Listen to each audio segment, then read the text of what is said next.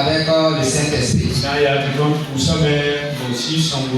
S'il est bien vrai que nous avons prié chercher le Saint-Esprit, il faut marcher avec lui. En marchant avec lui, nous serons des victorieux.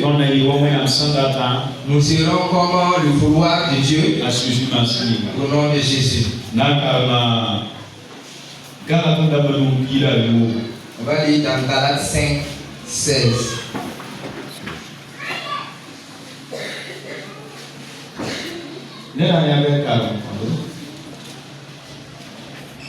Si quelqu'un y est venu. Non, il a le mot.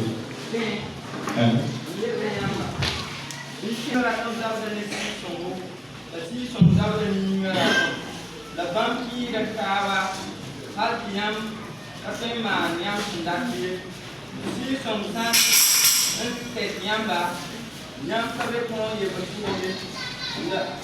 la Nigration, qui a fait Rama Yobo, Nidoro, la Ragon, la Bona, le Pico, la Barre, la Baie, la Mobero, la Piscine, la Piscine, la Nokema, la Vélé, la Tientoya, la Jolie. Quelle décision? Marcher selon l'Esprit. On a quelle décision? Si nous, on ne marche pas avec l'Esprit Saint,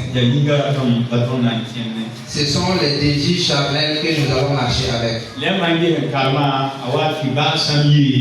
Si vous regardez la lecture vers la fin, que toutes celles ou toutes personnes qui pratiquent cela, ils ne vont pas hériter le royaume de Dieu. Si nous voulons le royaume de Dieu, marcher avec l'Esprit Saint est un impératif. Parce que tout ce qui a été lissé, c'est le Saint-Esprit qui peut nous donner cette force à y triompher. Et notre propre force ne peut pas faire ça. Même si nous avons la volonté, c'est impossible. C'est impossible. Si vous observez la génération et le monde dans lequel nous vivons, à chaque fois, un saut en habileté, tiens ça là-bas, et vous allez voir qu'il y a plusieurs organisations qui se concernent, qui veulent que la paix règne dans ce monde. Mais après juste leur concertation, c'est en ce moment que les querelles ou bien les disputes se multiplient. L'intelligence ou bien la sagesse d'un être humain ne peut pas faire amener la paix. Si ce n'est par l'Esprit de Dieu.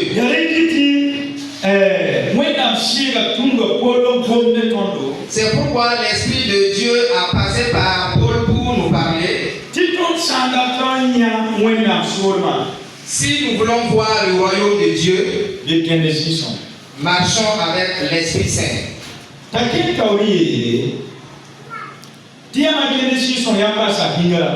Et il a continué en disant, si vous marchez selon l'Esprit, vous n'allez pas accomplir les désirs de la chair. Et il a dit que les désirs charnels sont contraires aux œuvres de l'Esprit.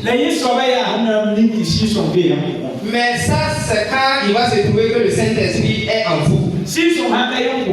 Mais s'il y a une absence du Saint-Esprit en vous, il n'y a pas de contradiction, il n'y a pas de combat. C'est pourquoi le livre de Proverbes dit, s'il n'y a pas l'intelligence et la connaissance de Dieu, rien ne prouve que ce que les gens posent comme action sont mauvais. S'il y a une absence du Saint-Esprit en toi, il n'y a aucun combat qui s'oppose à toi. Et ce que tu as peur, si ce n'est pas la honte,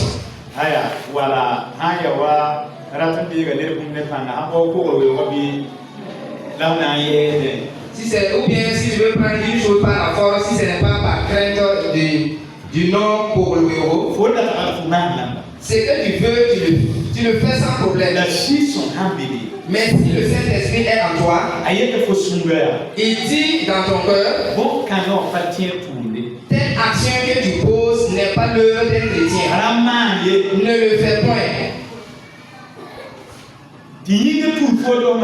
Et les désirs de la chair t'amènent à le faire. Et l'esprit dit, faut pas faire. En ce moment, c'est une contradiction. Et dans ton corps même, il y a deux personnes qui se luttent. Et sachons-le clairement, les désirs de la chair, ce n'est pas l'œuvre des génies. Comme les gens aiment faire un peu l'amalgame. Ça, ce n'est pas un génie ou bien un esprit impur qui est enfoui en toi et on peut chasser. Si c'est un esprit impur, si vous le chassez au nom de Jésus, il va quitter, il va partir. Mais les désirs de la chair, si ce n'est pas que le Saint-Esprit est entré en toi, et il va te donner la force de pouvoir le dompter pour avoir la victoire, ça sera impossible de le vaincre. Tu ne peux pas le chasser comme un esprit impur et il va s'en aller. C'est quelque chose qui est inné. Et comme l'être humain est né avec ses désirs de la chair,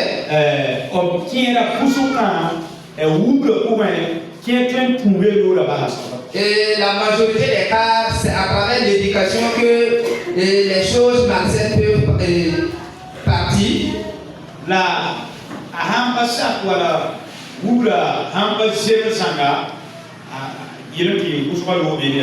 Mais si l'éducation n'a pas été comme il se doit, c'est difficile que ces choses-là puissent partir.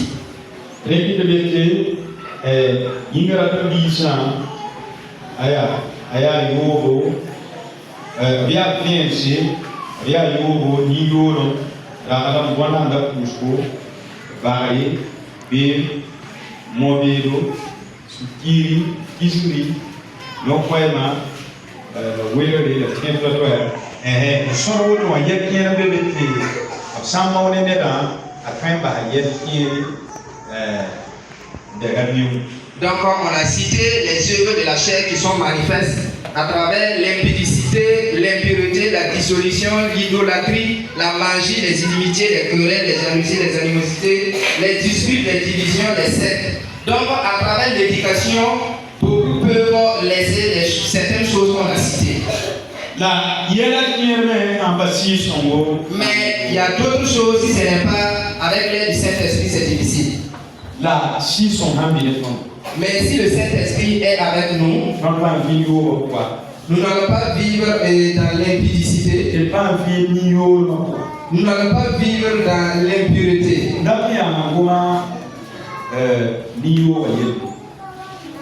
On va parler de l'impudicité.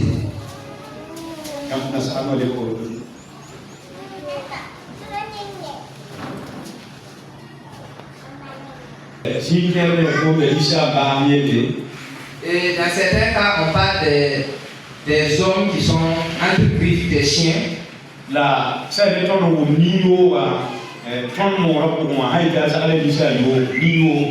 Maintenant, selon la tradition, si on dit que quelqu'un est mauvais, c'est quelqu'un qui peut faire toutes sortes de méchanceté.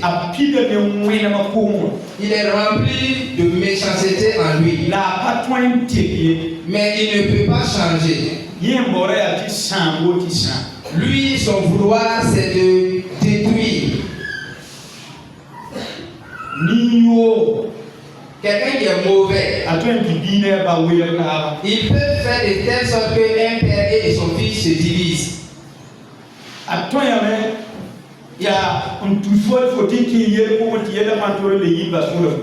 Il peut te pousser à rentrer dans un problème et le problème pour te quitter ou bien te laisser.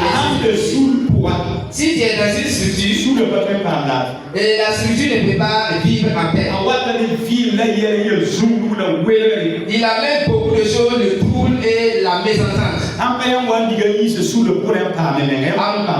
moins que vous allez le chasser, il va sortir hors de la structure. Vous ne pouvez pas avoir la paix.